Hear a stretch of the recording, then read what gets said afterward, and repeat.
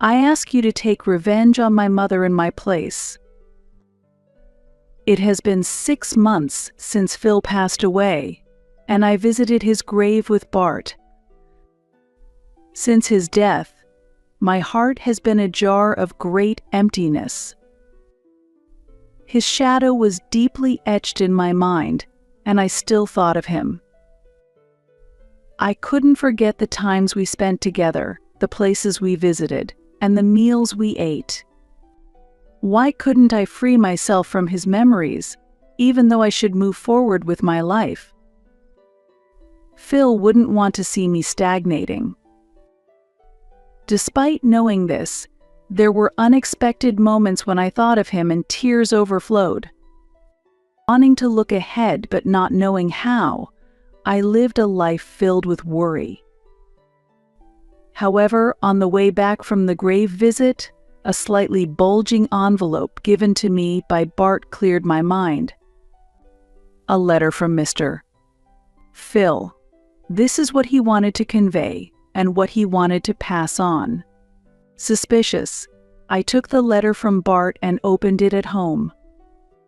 Inside, a USB emerged.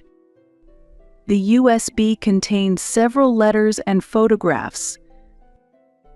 Upon checking the contents, it became clear that Phil had been involved in a difficult situation. Knowing this, I felt I had to face forward for his sake. My name is Betty White. I'm 35 years old. I work for a small regional company and live a calm life. Returning home from a workplace where the staff is kind, upon turning on the lights, there is no one to greet me as I am single. But that's not a problem. I have no intention of marrying anymore. In my heart, there is only one husband, him. Until 2 years ago, I had a husband named Phil by my side. However, he has left this world. He ended his own life. I met Phil during college, when I joined the club he was a part of. At first, we weren't very close. However, our relationship quickly grew closer after a drinking party. At that time, I was still underage and couldn't drink alcohol, so I watched the drunken seniors while sipping on a non-alcoholic beverage. After the party ended without incident, and we were about to go home, Phil and I realized we lived in the same direction. Are you heading back? Do you want to go together? Really? Are you sure? Yeah, I'm worried about a girl walking alone. Thank you. Despite having barely spoken before, Phil was considerate of me. His kindness was palpable, and for some reason, I felt embarrassed.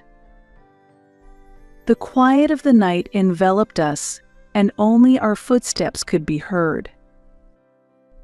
I felt a thrill from the ambience unique to this time of night, though it was also slightly awkward. There was no conversation.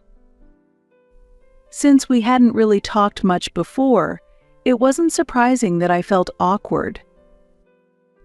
Despite this, it was Phil who dispelled the discomfort.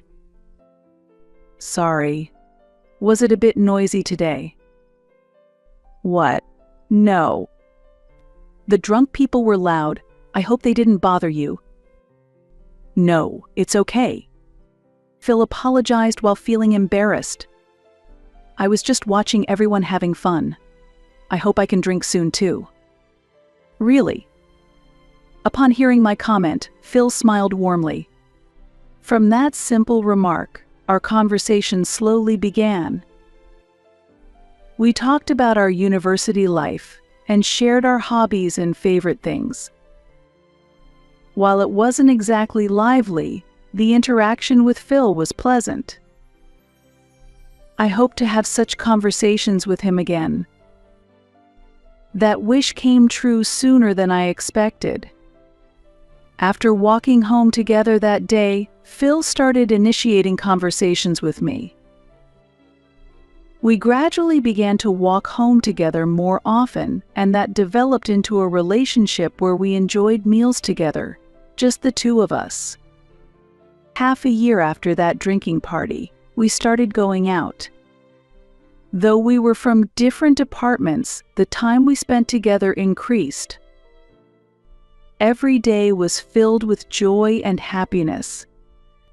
Even after Phil started working, our bond did not change.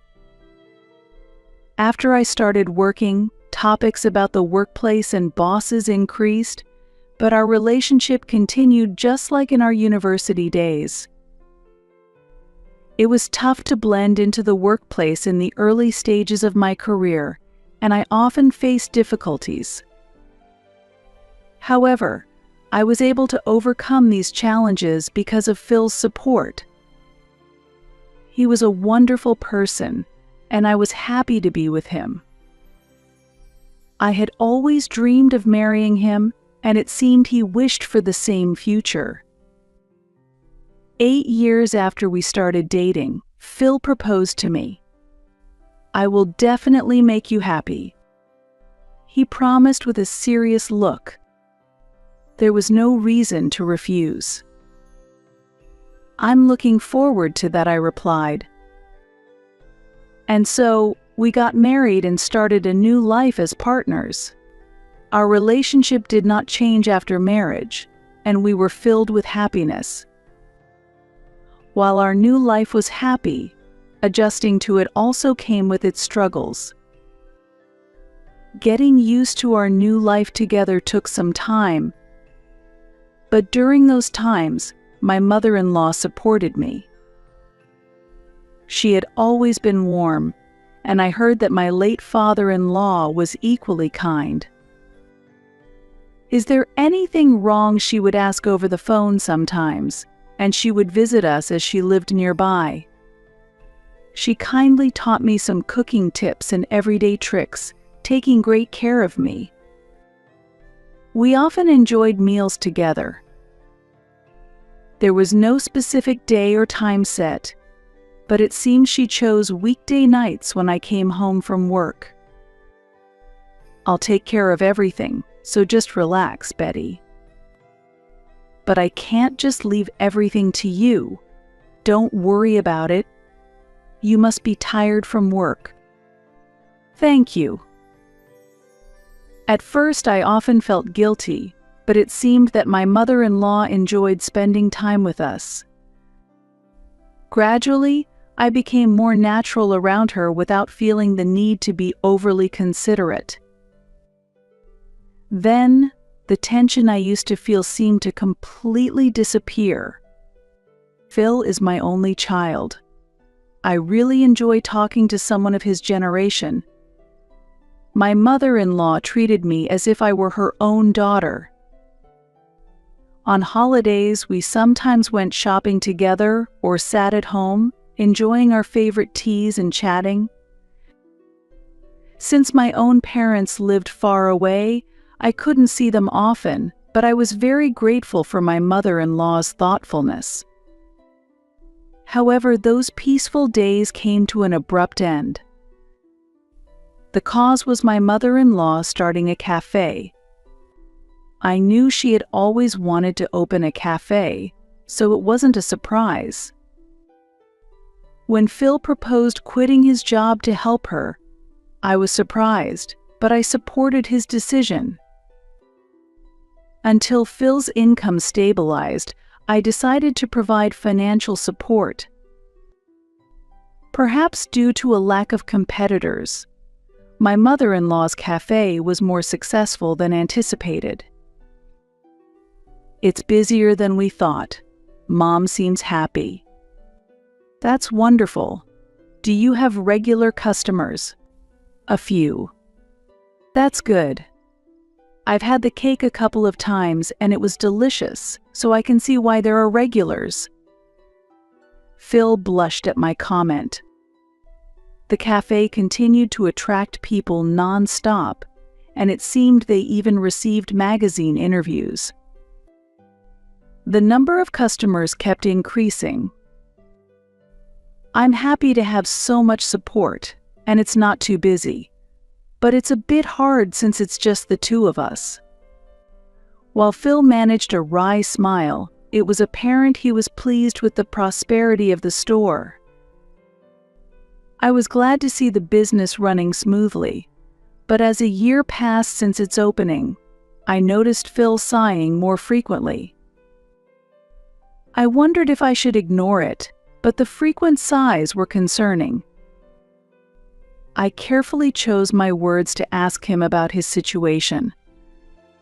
How have you been recently? Are you okay? What do you mean if I am okay? Well, you've been sighing a lot. I was wondering if something was bothering you. You don't have to talk about it if you don't want to. Ah, you noticed that. It seemed he hadn't realized he was sighing unconsciously. Thinking his heart must be heavy, I felt even more worried. Actually, the cafe isn't doing so well. The cafe. Recently, a new store with a similar concept opened nearby my mother-in-law's cafe. That store is very sophisticated, and some of our regular customers have started going there instead. Business is still stable, but I'm worried about the future. Mom is also very troubled, and she always looks sad. That's tough. I heard about the new store but didn't know the details. I'm only interested in your mother's shop. Phil held his head and sighed deeply again. Talking might have lightened his burden a bit, but there was nothing much I could do. My support was limited to visiting the store myself and recommending it to acquaintances. When I visited after hearing about the situation from Phil, his mother indeed looked troubled, just as he had described. It was clear that the number of visitors had decreased, and the foot traffic was dwindling. Ah, Betty, you heard the details from Phil. Yes, I'm wondering how we should respond. I'm promoting it as best as I can. That's a big help. My mother-in-law offered a helpless smile from behind the counter and stared at her coffee cup. If the customers continue to decrease, if we are forced to close the shop, dark thoughts dominated my mind. As I drank coffee, I searched for other actions I could take, but my anxiety did not clear up quickly. However, a month after talking to Phil, the newly opened competing store closed down. As a result, my mother-in-law's store regained its popularity. The new store closed down. I was surprised. Yes, I was really surprised. My mother-in-law showed a satisfied smile while nodding. However, her reaction left some doubts. It seemed as if she had anticipated the store's closure in advance. But did you know about the closure beforehand? I couldn't bring myself to ask. I kept telling myself it might be my imagination as I continued the conversation with my mother-in-law. Phil, who was listening to the conversation, said, "It's good that customers are coming back." Yes, I'm happy as it is now, or even happier if more customers come. Phil nodded in response to my mother-in-law's words. There must have been some reason for the store's closure. While thinking this, I hoped for further prosperity for my mother-in-law's store. However, this event triggered a strange phenomenon in the area. Stores around my mother-in-law's cafe, except for hers, began to close down, one after another. At least 3 stores had closed down within a month. The stores that closed down were of the same type as my mother-in-law's cafe. Lately, stores around here have been closing a lot, haven't they? When I revisited my mother-in-law's store, I casually brought up the topic. Really, why is that? But it helps that customers from those stores come here. I felt that my mother-in-law was questioning the rapid rate at which stores were closing, but she didn't seem overly concerned. While she seemed surprised on the surface, her demeanor and way of speaking made me feel like she was hiding something. Weren't you close to the other stores? No, we did interact, but I never expected it to come to this. It's truly surprising. My mother-in-law appeared inwardly pleased that the stores were closing in succession. However, it was difficult for me to understand. In this situation, I would probably feel more fear than joy. 3 stores closing in a month is an extremely unusual situation. What is happening in this area? I could think of nothing, and no matter how much I pondered, I couldn't find an answer. Amidst the anomalies occurring in the area, Phil's behavior was particularly noticeable. Despite the store's success, the smile had disappeared from his face. He sighed as before and seemed downcast. Given the situation with the store, it seemed unlikely for him to look so troubled. Perhaps he had other worries. I decided to probe his concerns in the same casual way as before. How have you been recently? You don't seem very cheerful. Ah, really? Yes. He seemed unaware of how stressed he appeared, so I continued to watch his expression closely. However, Phil didn't seem inclined to talk, and unnaturally touched his nose while averting his gaze. It's nothing serious. Are you sure there's no problem? Yes, there's no problem, so please don't worry. Really, don't ask anything more. Saying this, Phil sighed heavily one last time and left. It was clear that he was troubled. However, without him opening up, the truth remained elusive. He would talk when he was ready. If he continues to choose silence, I must respect that decision. However, that choice turned out to be a mistake. I should have probed more actively into the situation, a regret that became apparent when 6 months after the stores closed, Phil passed away. His death was not due to illness or an accident, but by his own decision. He had indeed been suffering for a long time. His departure was a sudden and incomprehensible situation.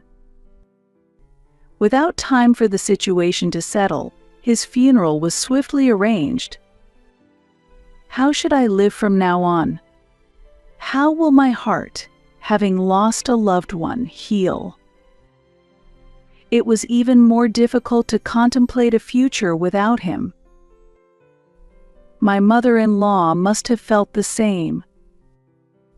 I can't believe it. What are we supposed to do? She murmured softly in front of Phil's ashes. She had never imagined losing her son. They were very close, and the loss was immeasurable. Phil, why? Mother. I gently stroked her back. Her back felt much more fragile than I had expected. Yet, at that moment, I also sensed a slight discomfort. What should I do? She seemed agitated. Are you okay? While stroking her back, I asked her gently. Yes, I'm fine. She answered my question while trying to suppress her agitation. "Let me know if there's anything I can do to help. I'm willing to do whatever I can." "Thank you, we'll talk about that later. For now, just leave it. Oh, since this house is in my name, could you move out once you've settled down?" I had never intended to live alone in a large house, so I answered, yes. Although it felt strange, given the necessity of accepting her son's death, it seemed there was no other choice. I decided not to dwell on unnecessary thoughts and to quietly support my mother-in-law. Time passed, and before I knew it, 6 months had gone by since Phil's death. Yet time alone moved on. I was still left behind in the days when Phil was alive. Even as I sorted through Phil's belongings and cleared the space we had shared, his presence did not leave my heart. Since his death, my heart has been a jar of great emptiness. We had spent so many years together. I knew it wasn't something that could be easily forgotten, yet his shadow was too deeply etched in my mind. I couldn't forget the times we spent together, the places we visited, and the meals we ate. Why couldn't I free myself from his memories, even though I should move forward with my life? Phil wouldn't want to see me stagnating. Despite knowing this, there were unexpected moments when I thought of him, and tears overflowed. However, a certain proposal strengthened my resolve to move forward again. One day, I received a call from an unexpected person. "Bart? It's unusual for you to call. What's up?" "Yes, just a little something." It was from Bart Cooper, a college classmate and a close friend of Phil's. We weren't very close, but the conversation flowed naturally. He had attended Phil's funeral, and I still clearly remember our conversation from that time. "Would you like to come and visit Phil's grave together? I have something to discuss."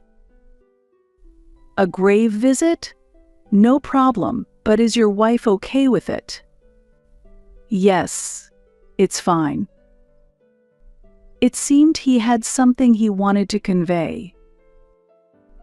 I was concerned about Bart's wife's reaction, but it appeared to be no issue. 2 weeks later, I went with Bart to the cemetery where Phil was resting. "Are you okay? It's been tough since Phil passed away." "Yes, I've been able to go to work." "I see." After offering some flowers and greeting Phil at his grave, we moved away from the spot. It feels indescribable to be visiting Phil's grave at this age. Yes. Bart somewhat awkwardly initiated conversation. Lacking the energy to expand the conversation, I quietly responded. Without continuing the conversation, silence lingered between us. However, that silence was soon broken by Bart's words. "Hey, there's something I wanted to tell you today." In the heavy atmosphere, Bart handed me a bulging envelope. A letter. Yes, a letter from Phil. He wanted me to pass this on, something he wanted to say, and something he wanted you to have. I hadn't expected that Phil had entrusted a letter to Bart. I took the letter and looked at the envelope. After Phil passed away, this letter arrived for me. It seems he had sent it beforehand. In the letter, he wrote that he wanted me to give this to you after 6 months had passed since his death. Why he had left the letter this way, and why after 6 months, filled my mind with questions. "This envelope contains Phil's feelings," said Bart. "May I see it?" When I asked, Bart checked the surroundings and shook his head, speaking in a low voice. "Look at it at home. Make sure no one finds it, especially not Phil's mother." Why, I asked. "That's what Phil wrote in the letter. I don't know what's inside, so please take care," Bart replied. He looked at me with a serious expression on his face. "Understood," I quietly answered, slipping the envelope into my bag. After parting with Bart, I hurried back home and opened the envelope in my room. What had Phil left behind? If it was something that needed to be hidden from his mother, it might not be something good. As I opened the envelope with trembling hands, filled with tension and fear, out came a USB drive, several photographs, and many sheets of letters. I'll read the letters first, I thought, picking up the thick stack of papers. "I ask you to take revenge on my mother." The words prominently written at the top sent chills down my spine. As I read further, shocking facts about my mother-in-law were revealed. They were incredibly shocking, and I couldn't immediately accept everything. Ah, right. The photos and the USB. I immediately began looking through the enclosed photos and the USB. Is this really? My thoughts stopped, and I became unsure of what to think. Understanding the true nature of the matter seemed beyond my grasp, and I was reluctant to comprehend it. But it was unavoidable. I picked up the letter again and continued reading. No matter how many times I read it, the content remained the same, and my hands trembled even more. My mother conspired with local gangsters. According to Phil's information, there was evidence that my mother-in-law had collaborated with local gangsters to benefit her store, and the proof was included on the USB and in the photographs. She had started seeking help from the gangsters when new stores opened nearby and began taking away her customers. The consecutive closures of the stores were all orchestrated by the gangsters at my mother-in-law's request. She first contacted them shortly after opening her store. The gangsters initially came to demand money, but she managed to drive them away. However, when a new store opened, they reappeared. They demanded, "We'll ruin the store for you, but you have to pay us." After much anguish, my mother-in-law agreed to pay the money in exchange for the gangsters' help in shutting down the competing store. After that, the connection between the gangsters and my mother-in-law grew even stronger. All of this was detailed in the letter Phil had left behind. Phil had witnessed the negotiations between his mother and the gangsters. In fact, he had been involved himself. At the end of the letter, Phil wrote, "I can't take it anymore. I'm sorry." It was clear that Phil couldn't bear his situation any longer and took his own life. It was obvious why he found it hard to talk to anyone about it. Now, I understood why he had previously told me not to worry. Phil. But knowing the truth, I thought I should have listened more to him. I felt overwhelmed by a sense of despair. Thinking of Phil, tears naturally started flowing. However, I couldn't just stop here. I needed to carry out the revenge against my mother-in-law as Phil had asked, to fulfill his last wish.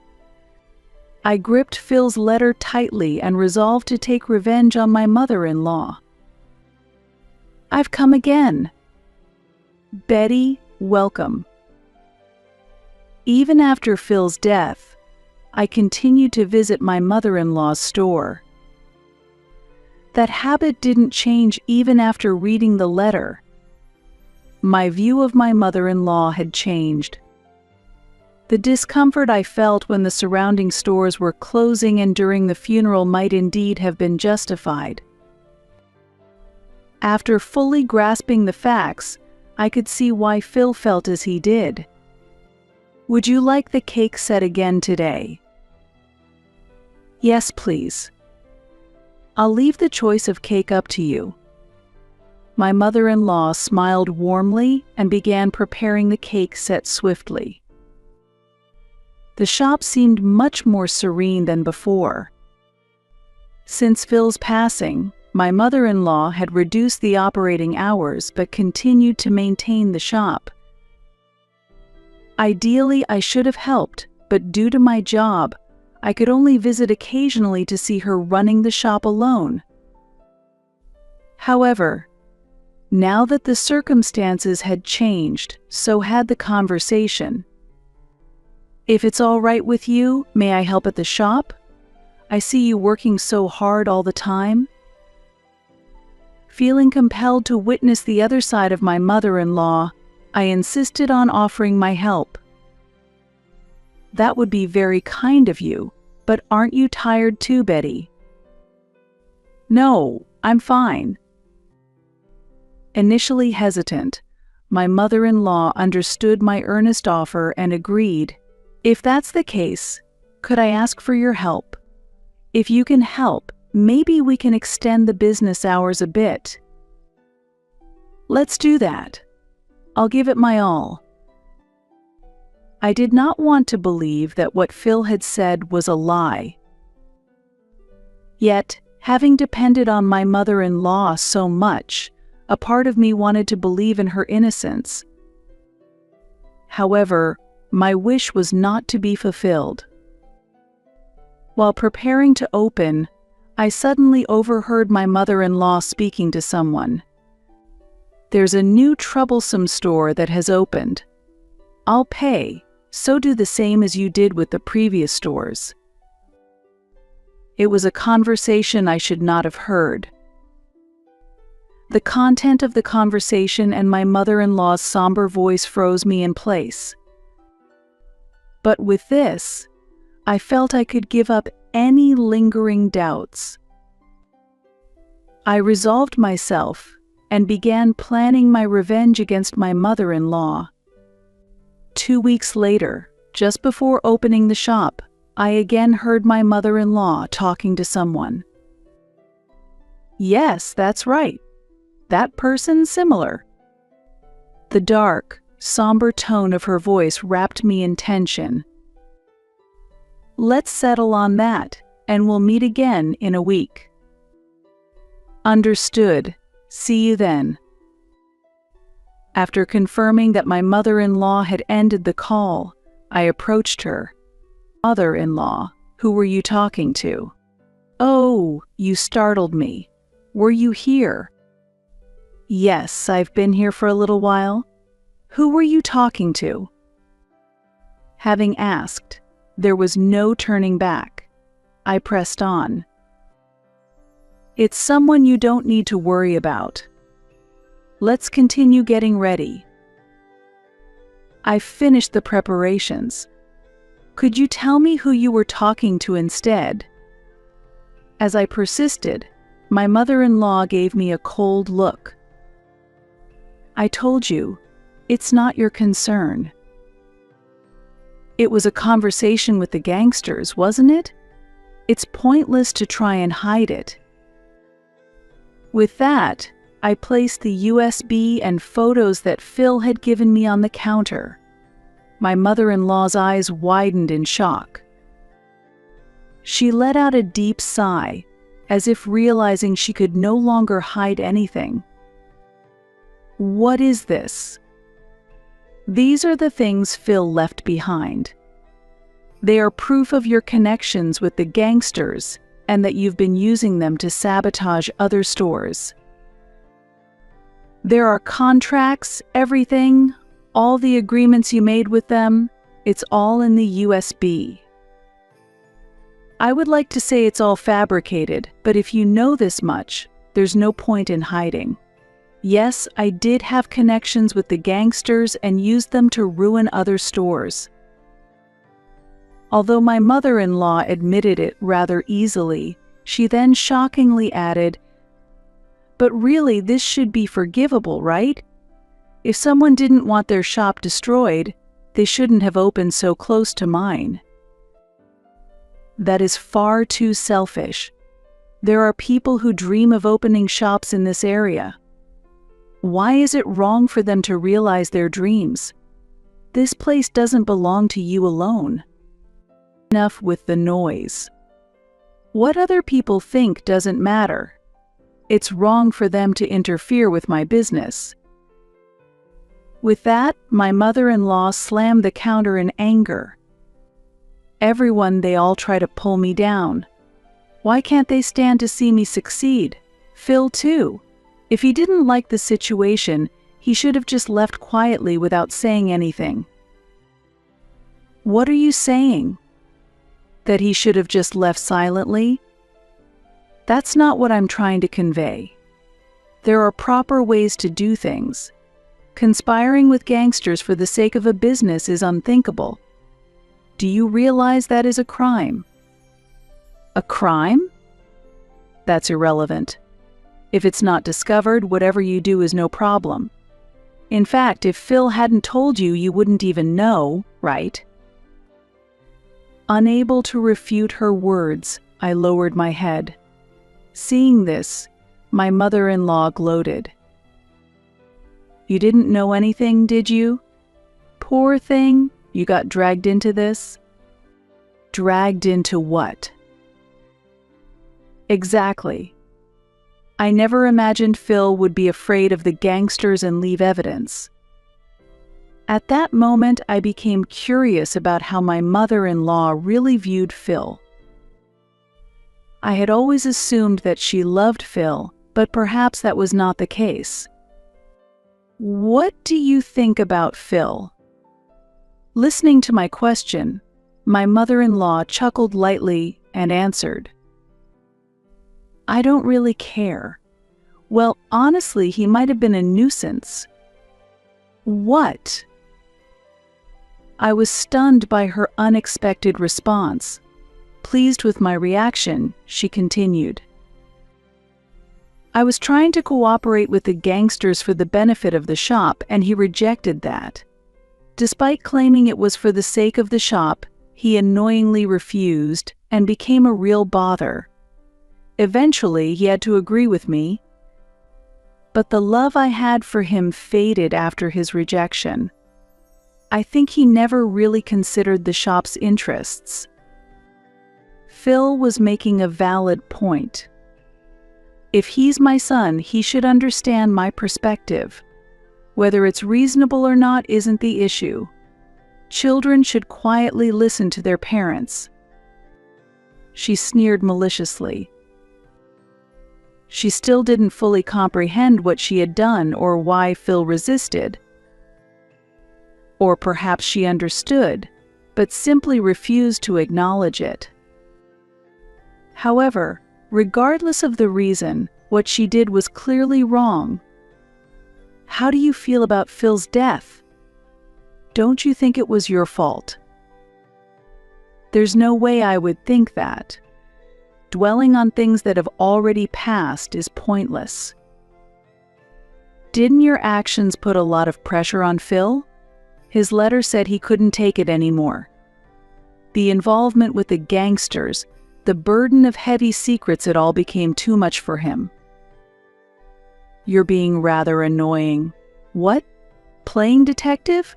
Don't you think that's ridiculous? My mother-in-law shouted angrily. She interrupted me and glanced at the evidence on the counter in front of us. By the way, are you really okay with leaving this here? Something like this. Angry, my mother-in-law grabbed the evidence photos and started tearing them up. Wait, I shouted, but she ignored me. And the USB should be destroyed too, she said, trying to snatch the USB from my hand as I reached for it. Don't touch it, my mother-in-law snapped. She grabbed the USB and threw it into a can filled with water. What are you doing? I asked in shock. Now all the evidence is gone. You know, since you know everything now, we are accomplices. Do you understand your position? She said coldly. I indeed know everything, but that's because Phil entrusted me to take revenge on you. He deeply regretted his involvement with the gangsters. He couldn't bear it and took his own life. My guess is that he tried several times to convince you to cut ties with them, I replied calmly. My mother-in-law gave me a cold look. Why did you ignore Phil's words? Did you just get caught up in immediate profits and choose the wrong path? Be quiet. How could you possibly understand? You can't run from this. I understand Phil's true intentions. Just shut up. At that moment, my mother-in-law suddenly grabbed my collar and forcefully threw me to the ground. Caught off guard by the sudden violence, I was thrown into a panic. Ouch. Do you realize what you've done? You've destroyed my life because of your actions. You should never have engaged in such strange behavior in the first place. Silence. Can't you just listen quietly? It was the first time I had seen my mother-in-law this agitated. Normally, I would have been scared, but for some reason I felt no fear. You are. As my mother-in-law reached for my collar again, the sound of the store door opening interrupted us. What are you doing? Why is the police here? I called the police before talking to you. She released my collar, and her face showed shock. Indeed, before speaking to my mother-in-law, I had gone to the police to explain the situation and submitted the evidence, so they were already aware of the circumstances. Ideally, I should have gone to confront her with the police, but I wanted to hear the truth directly from her first, so I spoke with her while the police waited nearby. Please explain in detail. You need to come with us, the police said as they moved my mother-in-law away from me and directed her toward the patrol car. Wait. You were deceiving me, my mother-in-law suddenly shouted. What do you mean by that? What deceit? I asked calmly. That you had called the police. Continuing with anger, my mother-in-law seemed overwhelmed. I slowly got up and watched as she was led away. You always care only about Phil. Please be quiet, the police officer instructed. She complied and started walking toward the patrol car again. Her back looked smaller than ever, as if the weight of her guilt was literally pressing down on her, crushing her under its burden. While I was unsure if the method of revenge Phil sought was right, all he had entrusted me with was the wish to see it fulfilled. However, with the involvement of the police, the crimes of my mother-in-law and her connections with the gangsters were exposed, ensuring that their wrongdoing would not prevail. From the evidence Phil left behind and my mother-in-law's attempts to sever ties with the gangsters, I was convinced this was the revenge Phil had desired. I truly believed I had avenged Phil's unresolved grievances. Returning home, I looked at Phil's portrait. Phil, we did it, I said. Considering that this form of revenge was what Phil had wanted, I felt it was the right outcome. Reflecting on Phil's efforts to stop his mother from getting involved with the gangsters and the extent of his struggle, It's clear his feelings were profound. Now, as I pray before Phil's portrait, I am genuinely glad that I could avenge him. Subsequently, more of my mother-in-law's crimes came to light, and she was convicted in court. Additionally, several gang members involved were arrested. According to the police, all the crimes committed by my mother-in-law were related to her store. It's not hard to imagine that in her desperation to protect her business, she resorted to various illegal activities. While I can understand her motives, there surely was a right way to handle things. Perhaps a different approach could have prevented Phil from taking his own life. No one seeks a future where no one can be happy. I find myself nostalgic for the early days when she opened her store, times that were peaceful and joyful. If possible, I often think I would return to those happier times. Since this incident came to light, I have completely cut off my relationship with my mother-in-law. The last expression I saw on her face was one of anger as she was being taken away by the police. 2 years have passed since then, and I have moved to a new place, living a peaceful life. Occasionally, I remember my mother-in-law's angry face, but it didn't become a trauma. However, the fear from that time was intense, and I strongly feel that I never want to experience anything like it again. After everything settled, I made a thank you call to Bart. He had been worried about me and seemed to have been living uneasy days as well.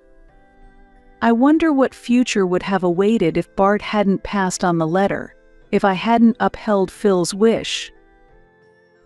I earnestly hope that this peaceful life continues.